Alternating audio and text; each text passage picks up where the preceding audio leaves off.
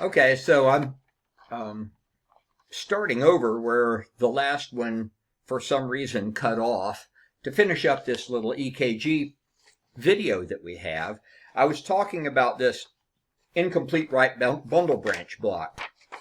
Here, I'm going to try using my computer instead. Look at that one. You know, you see this right here,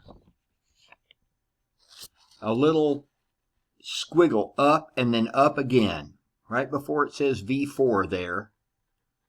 Okay, you see it goes up and then it goes down, but then it goes up again. That's a little right bundle branch block. And the other place you can see it is here. If I can find the right one. Yeah, look at this one here.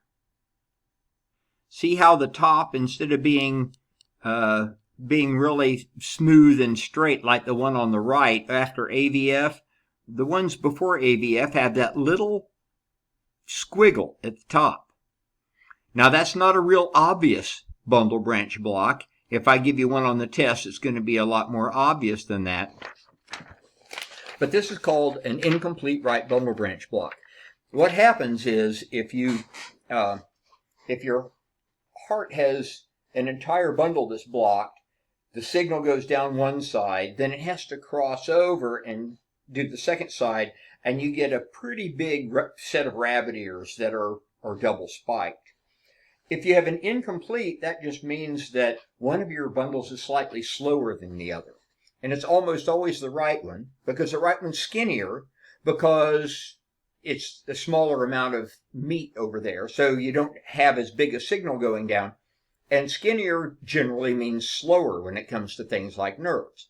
And so the signal goes down, and the left one goes a little faster. It gets there just before the right does, and so you get a little bit of an asynchronous firing of the ventricles. So what's really neat about that is that a lot of people have it. If we did this, the live lab, we would be in the lab.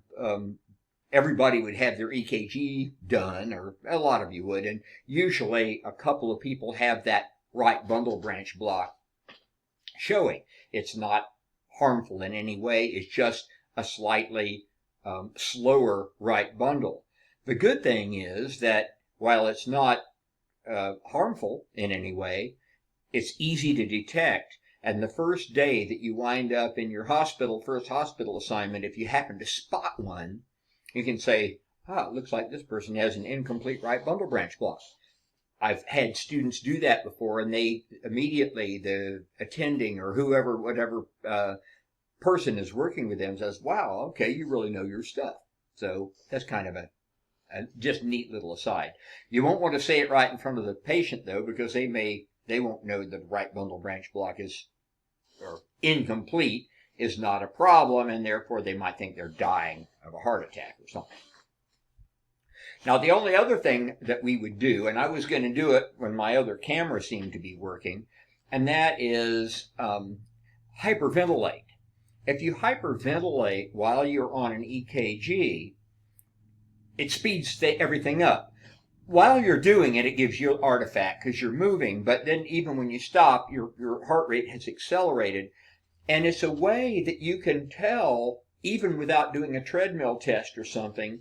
A lot of times you can get an indication if somebody has any kind of a heart problem. It's almost like a mini exercise stress test if you can get their heart rate up to like 110 or so and see if there's any downside to that. And so what that does, it changes the pressure around the baroreceptors, and so they have a tendency to react more dramatically. But the main thing it does is it blows off CO2 and makes you alkalotic. If you blow off too much CO2, it's what makes you dizzy when you hyperventilate, and your heart will respond to try to replace that low CO2 blood with normal blood, and so it'll speed up. And so I actually did it on my camera for you guys, but had cut off and gave me an error message. So here I am telling you, hyperventilation causes your heart to speed up. Okay, it's something that we would have tried out in the lab individually as well. So for this EKG,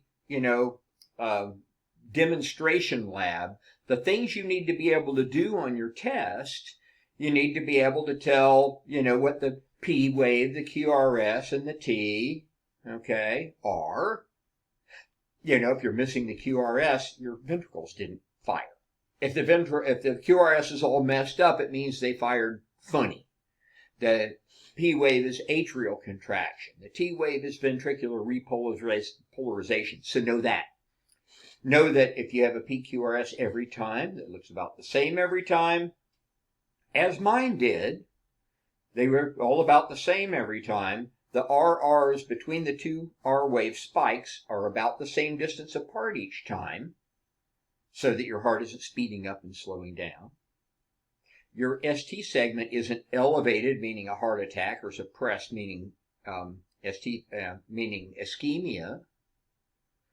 If all of those things are true, then you have sinus rhythm.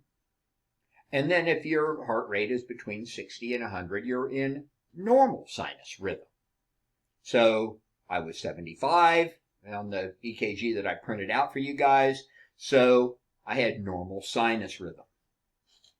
Meanwhile, when I hyperventilated, my heart rate got up to about 105. And so at that point, I was in sinus tachycardia.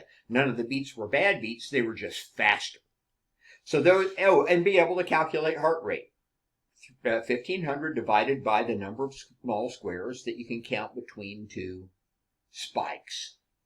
Okay? So those are the things you need to know for EKG, either for the lab practical or for the, it'd probably be for your cardio test. Some of those things. Some of you have already taken the cardio test, but some of these things will be on the lab practical as well. All right. Take care.